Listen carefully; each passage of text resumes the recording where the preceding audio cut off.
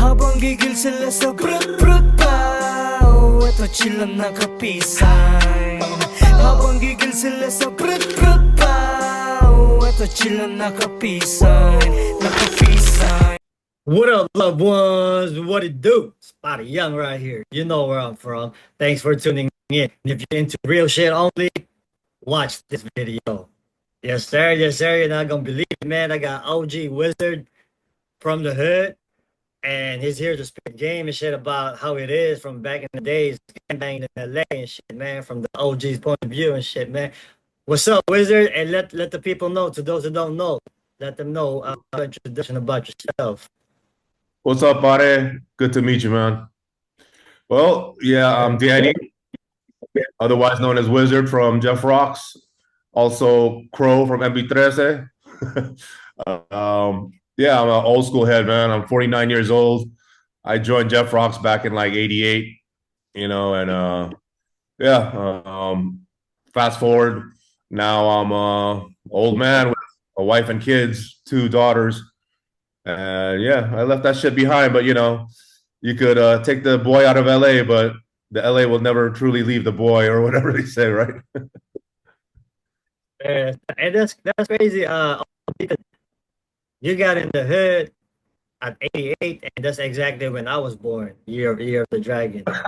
I'm a youngster, Yeah, bro, you're a peewee.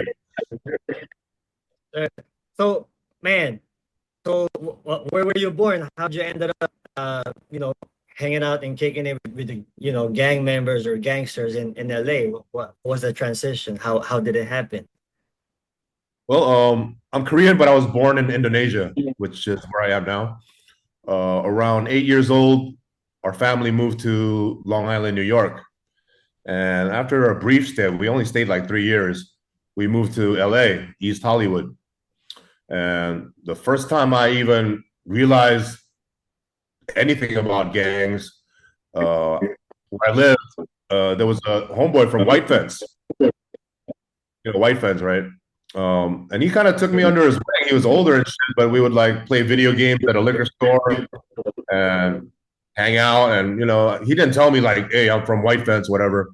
I don't even know what they called him, but I just like noticed the way he dressed and shit. Like with the fucking huge like khaki dickies and fucking he always wore like a tank top, like a wife beater, and he had tats, and like fucking the slick back hair. And I was just like, what's up with this dude? Like, he's a gangster or whatever. I didn't know anything about it. Fast forward a couple years, I was in 7th grade, and my best friend at the time, this white kid, Eric, he lived on a street, Ardmore Street, near Normandy and Santa Monica in East Hollywood. Well, that street had a bunch of kids from different neighborhoods, like Jefrox and MP13 and some Armenian Power, this old set called fucking Mob 47.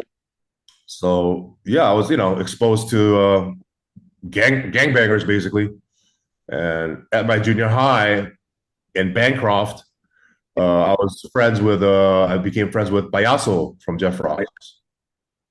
And he had a girlfriend who, I don't know why, man. She was always like, you should join Jefrox, And I was like the skater kid, you know what I mean? I was just like, yeah. I was like, why not, So I went back to the street Ardmore, and there was a few Jefrox heads like Rowdy, Boxer, and I was just like, hey, I wanna get put down. So they jumped me in. And, yeah, overnight I went from skater to gangster. I mean, I got you off, man. After they jumped in, they gave you the cigarette burn right here too? Yeah. Yep. You could still sort of kind of see it, right there. Yeah. The right hand. Because the Asians, from what they correct me if I'm wrong, from when I was doing my, they said for the Asians they got it on the right hand, and for the Mexicans they got it on the left hand. Oh yeah, I didn't know that. Yeah. I didn't know that. But they give you an option: a cigarette burn or a big ass Jefrox tattoo. That's what they said. Oh yeah, that's a good rule. Back in the day, it was a burn. Yeah. Okay, okay. No, but I'm curious. You're quite young. Like, is Jefrox still around in the Philippines and stuff?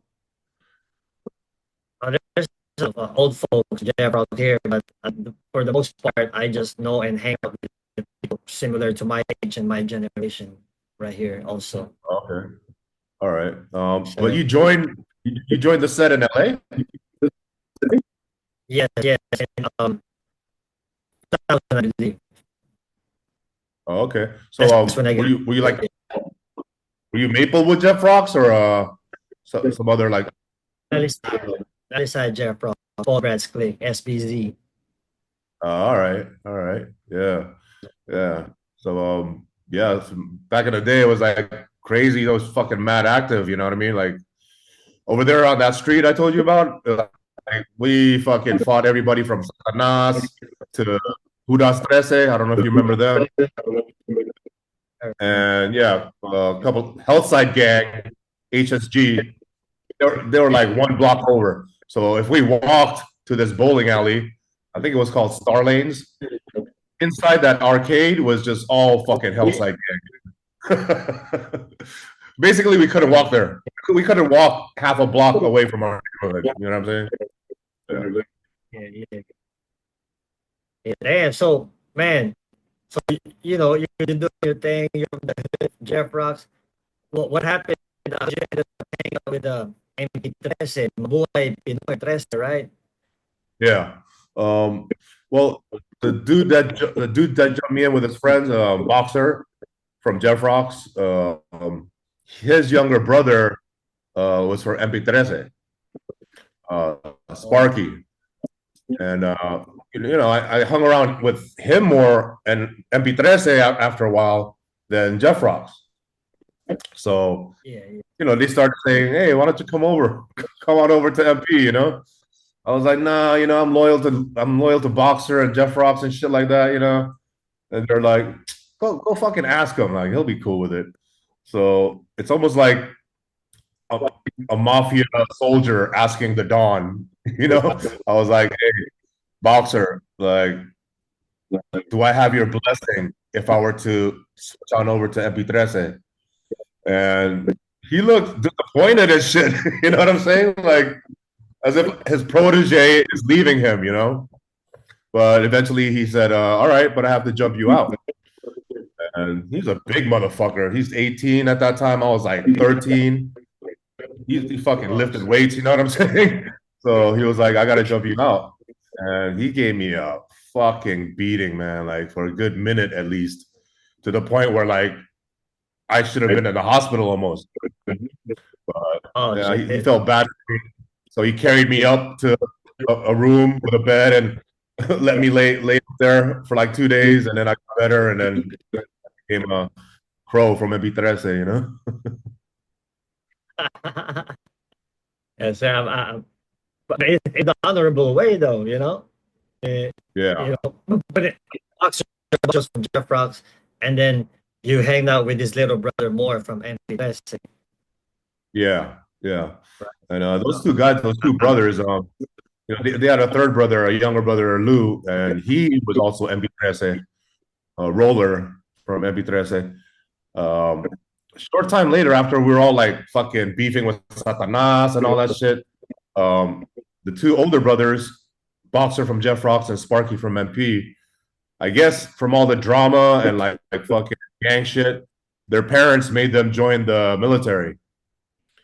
So they got shipped off to the army, and all us peewees were left, you know what I mean? We're like 13, 14, 15 in this neighborhood, but we kept banging. But that planted a seed, seeing the two older heads join the army, because when they visit in their uniform, they weren't talking that gang shit no more. They were, by that time, they were still young, like 18, 19, whatever, but they were kind of over that whole gangbanging shit, and they were into being legit, making money, family and all that shit. So, soon after, by the time I was 18, I already like kind of faded away from that whole lifestyle. You know? Yeah. I can relate. I can relate. What do you call this?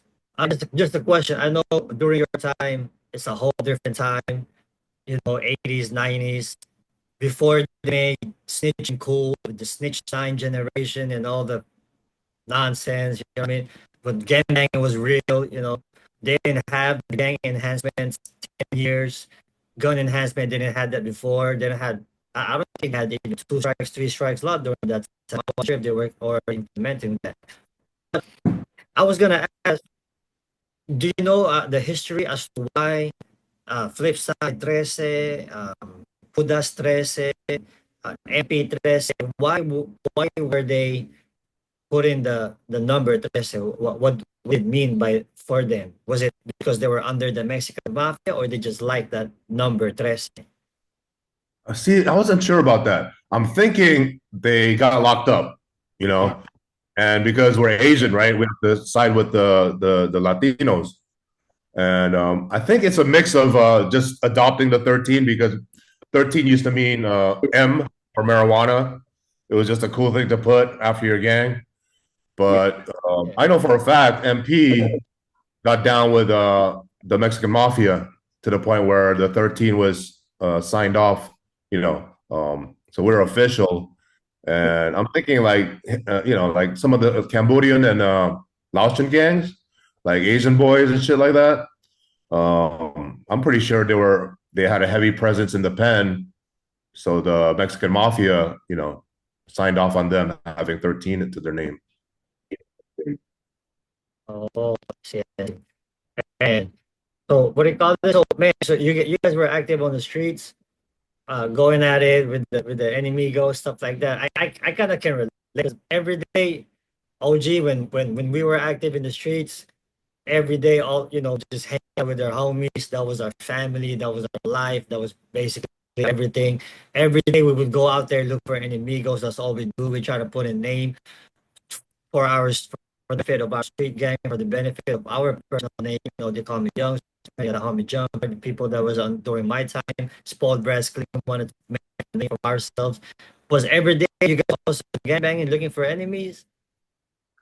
You know what? It didn't get crazy until I moved to this area of Koreatown and started beefing it hard with a Fliptown mob, FTM.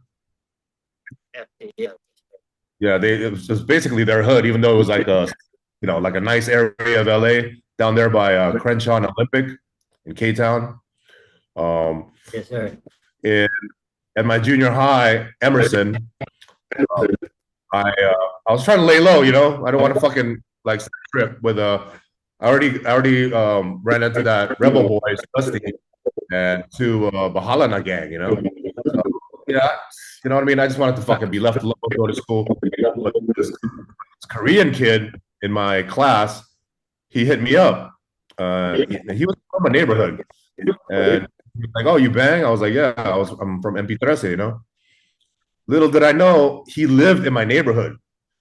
And he told all his FTM homies, "Hey, that guy over there at that house, he's MP13." So yeah, fucking soon after they they put a dead opossum, that fucking like rat looking animal. They put a dead opossum on my front door. So one morning I was going to school when I opened the door and I see fucking this dead animal on my front step. The message being, you're dead. We know you're there, And it's funny, one FTM lived right across pretty much from me. So we would always beef every time I see him walking on the street and be like, "Fuck you," and this and that. Like shoving matches. And it got heated. It all came to a head. I remember the exact date. It was June 17th, 1993, because that's when I turned 18. So I threw a barbecue and all the fucking MPs came down from Highland Park, all the dukes and shit, probably like at least 30, 40 heads. So we're barbecuing, chilling out, and a few heads went outside to like smoke cigarettes, whatever, shoot the shit. And a car full of FTM came by, bro. Like fucking, they jumped out the car like fucking MPs like that, and like my homeboys were like, "Fuck you." Because they already knew what was going on where I lived, And these motherfuckers, these FTMs, they came back like 30 minutes later or whatever with gats, and they Oh, started shooting the house. You know what I mean? At first, it wasn't at people; it was at just at the house, the living room window, and all that shit. And my brother and his friends were watching TV, and they're like, "What the fuck?" And so, yeah, a few of my friends, just for anonymity's sake, I won't mention names, but two of my friends had cats, so they shot cats. The next day, I look out the window and the cops are like drawing, chalk outlines around the bullet shells and all that, investigating basically. And yeah, a moment later, they knocked on my door, and what happened was a girl that was in the FTM car got shot and killed, bro. oh, that's Yeah, crazy, man. and Yeah, I'm yeah, thinking, yeah, why are you bringing a fucking girl to a drive-by, right? So I'm yeah. guessing it was a carload of them. So two in the front, three in the back, and I think the girl was in the middle in the back. So you can imagine the car is speeding away, and my homeboys are capping on him, right? Well, one of Yeah. them hit the mark. I mean, he meant to probably hit he meant to hit the FTM, but the girl got shot and killed.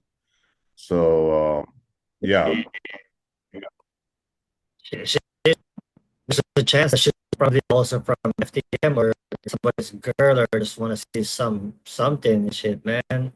But that should be a lesson for everybody, man. Girls, don't be hanging out with man business and shit, man. You know what I mean? You might just end up losing your life. You know, this is not a joke. Yeah, Yeah, yeah. that's crazy. So, and what do you call this? Did you end up did you end up getting stuck in juvenile hall or YA or in the California system? No, what after that drive-by, the cops did a search around the property, and I guess my homeboy he hid his he took it apart. He took apart his 25 or 22 or whatever, and he ditched it under the trash. You know those big fucking trash that he tried to dig a hole real quick and put it in a shallow grave. They found it. They got his prints, Oh, and he was a juvenile at that time, 16 or 17. So he got he did time as a juvenile. He for murder. I mean it was an involuntary manslaughter. I'm sure it was a premeditated, um, because um, believe it or not, the cops came after that first time. There was a commotion, and we actually talked them into letting us continue the party. We're like, no, it's no trouble. There was an argument, and they pulled out a gun and then drove away. And the cops actually, since my brother, who's not a banger, he came out looking all square. He was like, no, no, no, no, that's true. It was just an argument. Don't worry about it.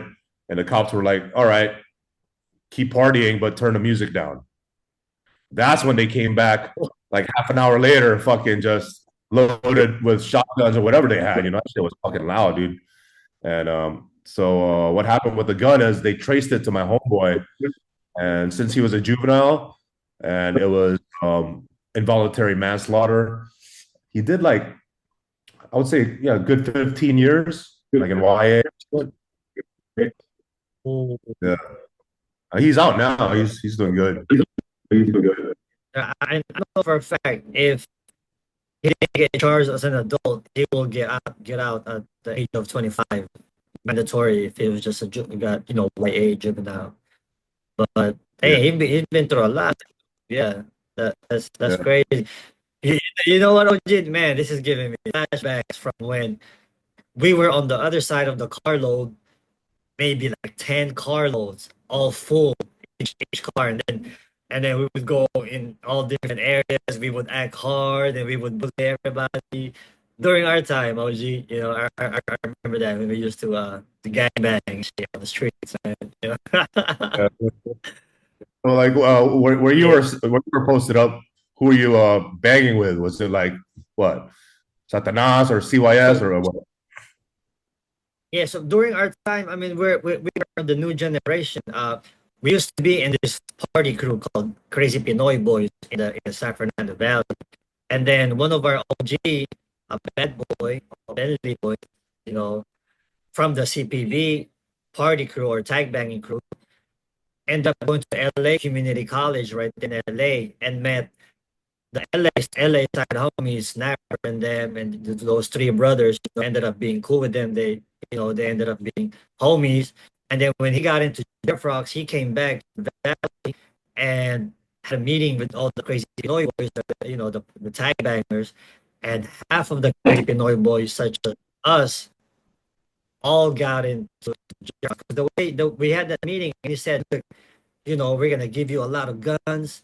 This is the real gang. This is the real deal, Holyfield. I got in Jefrox now. So whoever want to come with me, come with me. If not, then just stay where you at." And half of the TPB, again, that's spoiled brats clique right there in Valley Side Jefrox. So spoiled brats clique is also LA side and Valley side, and then. Yeah, man. So during that time, there was still Van Nuys ABZ running around, and we're shooting each other up too. We're trying to catch each other. Like the real deal and shit.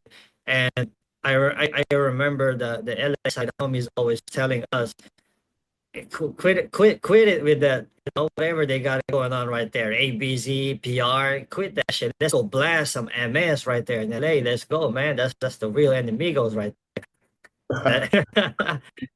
We put in work. We put in work too. Yeah. Wait a Yeah, that minute. was.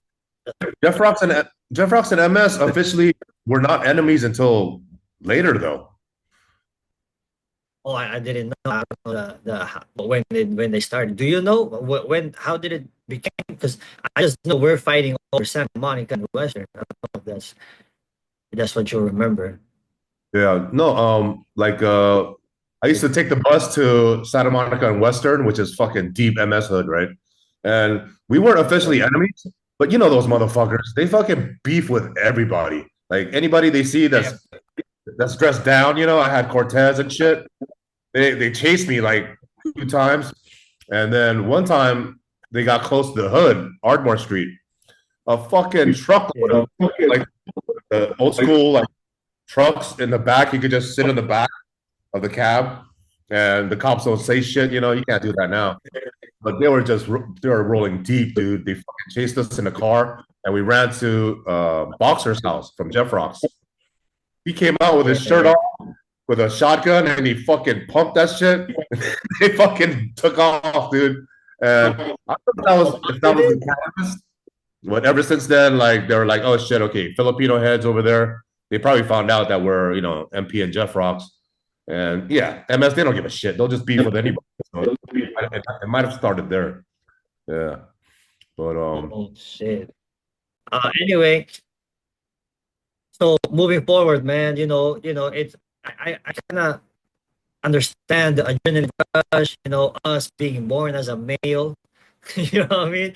We wanna be cool. I understand. We have your homies, your friends, your loyalty, your honor. You're not gonna leave your homie behind. Whoever is your homie's enemy is also your enemy. I understand that part. How did you? So what made you realize that this is getting old now and I should start doing some other shit? oh yeah. At that After that birthday party with the FTM, I would say about a year later, my closest homeboy, Roller from MP13, who is the youngest brother of Boxer and Sparky, he died in a car accident. And that Damn. really devastated me, bro, because that was my ride or die. And after that, it was around the time I had to go to college, right? So I was knocking around, not really doing shit. I went to Santa Monica College, and uh, I even just to kind of like mourn and try to accept the death of my friend, I started going to Rastafarian meetings. You know, uh, basically, yeah, let's be real. I wanted to smoke weed, right? So, but it tied into spirituality. So I would go to these Rasta meetings and became 12 tribes of Israel, they call it. And, I was this like Asian Rasta going to Santa Monica College. And my brother, he he introduced me the idea to leave LA to go to San Francisco for college. And after I went through a sea change basically, and I was like, yeah, you know what, fuck it, I need to leave my comfort zone and go to San Francisco. So he helped move me up there. I got a little tiny apartment, went to City College of San Francisco, and I got into the rave culture. It was fucking on and popping, dude, like 94, 95. It was just crazy, like illegal parties, like outdoors near the fucking Golden Gate Bridge, all that shit. Taking what I took, opened my mind. And yeah, I did a lot of reading. I was kind of like a loner because I didn't have any friends up there. And I just kind of like did a lot of self improvement, you know. And yeah, I just realized, yeah, gang banging is for the birds, like set tripping and not being able to go to certain neighborhoods and shit like that. And so I started dressing like a skater again. Like I went back to skating and raving. I feel you. I'm wearing skinny jeans again right now too and shit, man. Yeah. Yes, sir. Yep. And then, we call this. So you just started hanging out with regular folks, regular civilians, non-gang related people, And then what happened after that? Yeah. It was a, like skater, hippie, that whole vibe. And yeah, I got a little too into the drug taking, let's just be frank. And I, at that time, my family moved back to Indonesia here, and they started, building a business. My dad had a factory, and so yeah, I was still in LA until about. I mean, from San Francisco, I went back to LA, and I stayed there till about 2010. And I don't know if you remember, like 2006, 2007, there was the global financial crisis. The economy was really fucking bad. And at the time, I was a Oh, graphic designer and I couldn't find work, dude. I was working at restaurants, you know, scraping by. I was like 3 months behind on rent. And I realized maybe it's time to leave LA or the US altogether. Since my family's over here in Indonesia with a business, I hit up my sister and she was like, yeah, if you come out here, she's thinking of starting a salon and I could be partners with her. So I moved here in 2010, and sadly, my sister, she, I guess, life was too hard for her, and she committed suicide.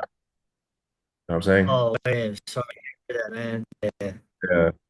So that was hard, man. That was like 2012, 2011, maybe. Um, all I know is it's around that time when Japan had a really bad fucking tsunami. If you remember that year, that really crazy Yeah. tsunami in Japan. That's around the time she her own life.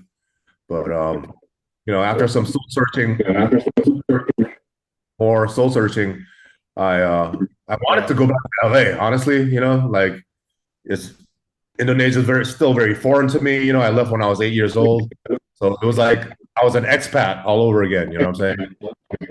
I had to learn the Yeah. language, and I worked for the family business, but I wasn't happy. And long story short, around 2021, I quit the family business and I became a voiceover artist, and I've been doing that since. Hello, sorry. You became what? A voiceover artist. Voiceover artist. Alright. Wait, before we go to the voiceover artist, what made you decide to quit the family business? You weren't happy about it?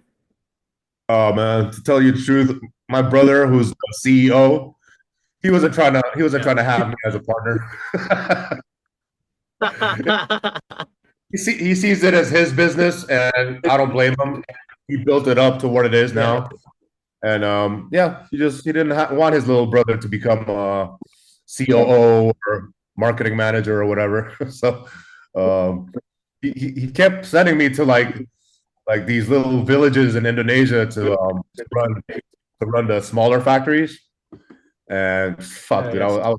I was totally unhappy. By that point, I was already married with one kid, and I was basically watching my baby grow up through FaceTime. You know what I'm saying? Through Zoom. So, so I was like, nah, I don't want this. I don't want, it's not going anywhere. It's basically a dead end job, even as a family business. So, yeah, around COVID, I uh, I got equipment for recording, microphone, audio interface, and I just went for it, man. I became a voiceover artist. At first it was like little like Fiverr kind of work, $20 a pop. But now I got a YouTube channel and it's doing pretty good. Yes, sir. So by the way, man, what's their YouTube channel? Oh shit, I got it right here so people could see it. There you go. Crushing Unit 213. Ooh, that's right. That's right. Hopefully you're Oh, 55. What do you have? Like 55,000 followers, subscribers? yes, sir. For now. Yeah, Uh, man. Hopefully some of your we people, about to get check out the channel. slowly but surely. We about to get what do you call this? Uh, silver platter or something. What is that? When they give you when you reach 100, and then gold, whatever. We're gonna get all that in a in a real recognized real way, organic way too. You know what I'm talking about? Because quality will always be better than quantity, right, OG? Yeah, yeah, Yeah, yeah, yeah. But you have a day job, huh? I looked through your Instagram. You're like a real estate agent or something. yes, sir. Yes, sir. I mean, I'm over here in the Philippines selling real estate. Oh yeah, that must be a Yeah, good market. and it's pretty good, OG. The money is in real estate. It will never go out of style because they will always they still have places in planet Earth where you can still buy and stuff. You know what I mean? Yeah, And don't know. Philippines economy is actually is getting up there slowly but surely. It's here in Asia as well. So there's science to it. yeah. We're in Yeah. Philippines. Over here in Makati City, which is inside Manila region, close to Manila City. That's where I stay at right here. So anytime, man, come kick me the boy, man, when you're over here, let me know. You know, Yeah, you eh, plan basically you're done with US. You're gonna live in Philippines now.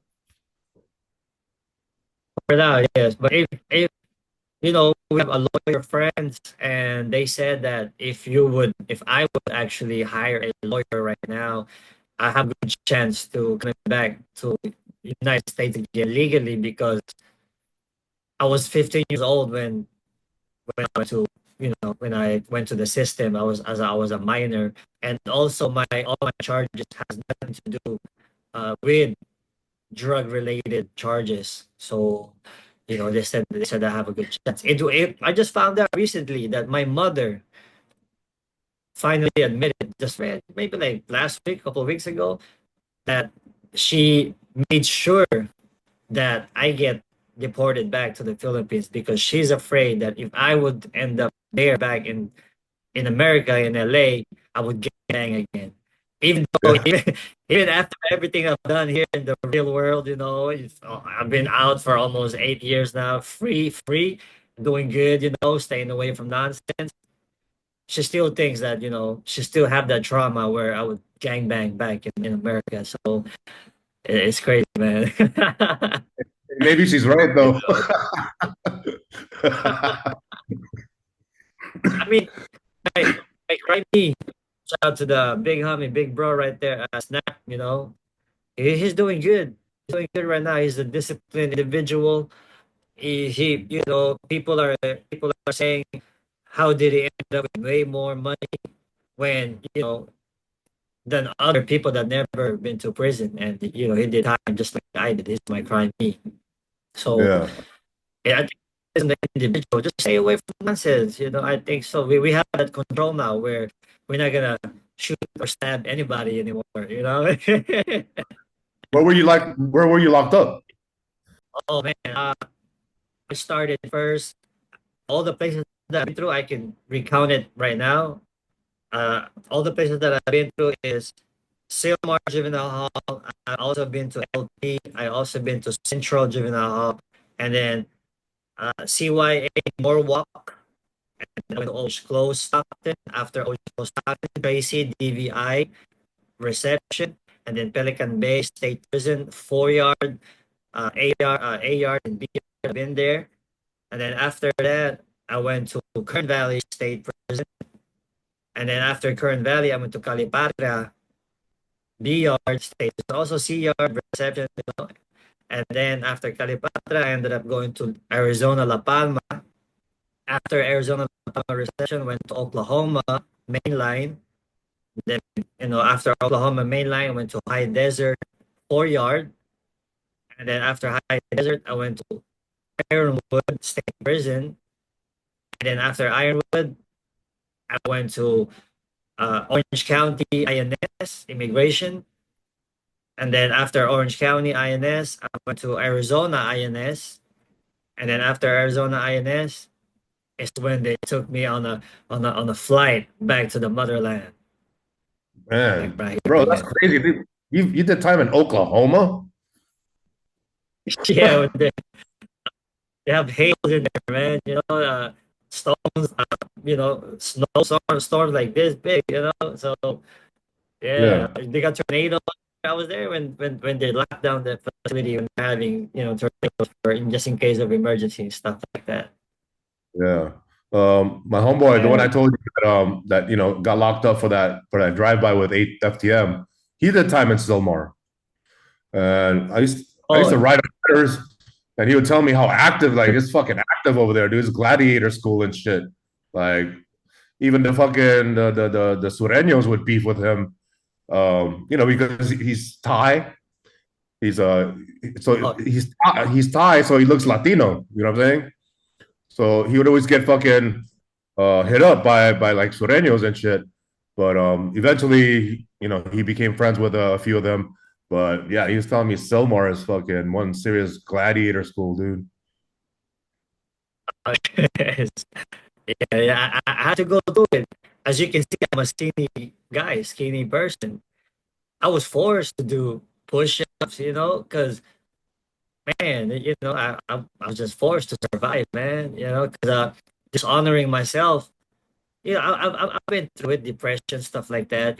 Scared. Everybody's scared. I was scared shitless, but I ended up, becoming brave and doing push-ups and fighting back and surviving to you know, that's what I had to do. Yeah. So all in, how many years did you do? So, total of 13 years in the And system. They got me good, man. I got myself in there, because of ignorance. So, yeah, but now, yeah, OG, I've been, continuing the discipline. I even started learning martial arts now. Filipino martial arts, which helps a lot. I'm upgrading myself, becoming the best version, like how it's supposed to be. yeah, yeah. Yeah. You got a family? Yes, yes, sir. I got a family here in Philippines also. My mom's side, I left them in America. The dad side is still here in the Philippines. I now have a two kids, and then just living life, man, doing everything for the family right now. Yeah, man. Everything changes once you have kids. Yeah. Yes, how many kids you got? Was that? I said, how many kids you got? Yeah, I got two daughters. One's 7, the other one's 5.5. I mean 6. Oh, for sure, for sure. Yeah, yeah, I started yeah, late, man. bro. I So started late. I anyway, got moving. when I was 39, and I had my first kid when I was 41. Oh wow, that's but we don't expire. That's why we can still have a limited kid, right? That's right, dude. That's right. Yeah. Yep. So moving forward, man. Uh, right now, how's your current status? Like, what you been keeping yourself busy right now? Yeah. My voiceover job is, it's freelance, basically. So it's up and down. It's like for 2 weeks I'll have big jobs, and then for the next 6 weeks I don't have anything. You know what I'm saying? That's why I started a YouTube channel, because I could hire myself in a sense. I do all the narration for all my videos, all the voiceovers, and a lot of the script writing and even the thumbnails. The only thing I outsource is the video editing, because I don't have the time for all that. You know what I'm saying? Like it's faceless. I don't show my face. It's just mini documentaries, but it's all about LA culture, like whether it's motorcycle gangs or bank robberies or Sureño gangs. And I did one video about do you remember that infamous watching versus Asian boys at the pool hall fucking that gun Oh, battle? Do you remember that? Gun battle? I remember that. Yeah, I Yeah. think it was like a picture from AZ versus China Dog, right? Yeah, yeah, From yeah. watching, Yeah. and because what I heard, we got a homie named Flea, Korean homie from the hood from Jefrox. I think he was set up with China Dog before in the pen. Oh, yeah. Yeah, Yeah. China Dog getting life for that shooting for getting rid of kicker on the pull hall Yeah. shooting. Yeah. But you know how YouTube is? I made that video early on, and I didn't blur the shooting or edit out like the violent parts. And it's fucking raw, it shows China Dog putting two bullets into kicker, and YouTube limited the monetization. Actually, they restricted it, you know, because you Oh, can't shoot stuff like that on YouTube anymore. You know what I'm saying? Like it's been a long time actually, to the point of like yeah, even you can't even say curse words. You have to beep it out, right? And yeah, so, yeah. There's a lot of words that I want to say, but I paid for it by through experience of how much you won't even believe how many monetized videos I got. So now I'm sugarcoating everything. This is the nicest way already that I'm that we're speaking. yeah, yeah, yeah. Later on, when you edit, you have to like bleep out my curse words, but I'll try to keep it rated PG right now. What do you call this? Yeah, I think once the YouTube kind of realized that it's not made for kids, and they kind of tolerate some curse words, but there's just certain different words also that they're gonna trip on. Yeah. Yep. For the part, good, we're good. Yeah, dude. I made one video about bank robbery, and just because of a 2 second moment where this guy bonked someone over the head with a bat, the whole video got limited monetization. I was like, what? Then they show you like which part of the video was the problem, right? And I was like, dude, like Yeah, I see way worse in other videos, and yet, yeah, somehow YouTube, like when you're a small channel like me, they're more strict with smaller channels. They don't want us to go overboard and show whatever. Like right now, I heard you have to be careful with political stuff. Anything showing Trump, and also cartels. Drug cartels are a no-no, because they feel like it's promoting the lifestyle if you talk about the drug cartels. I don't know. So yeah.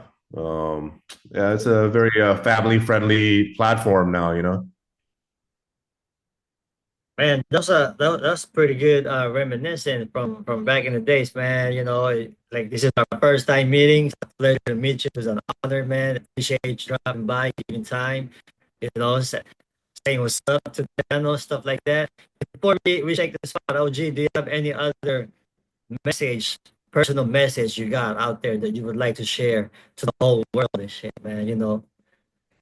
All right.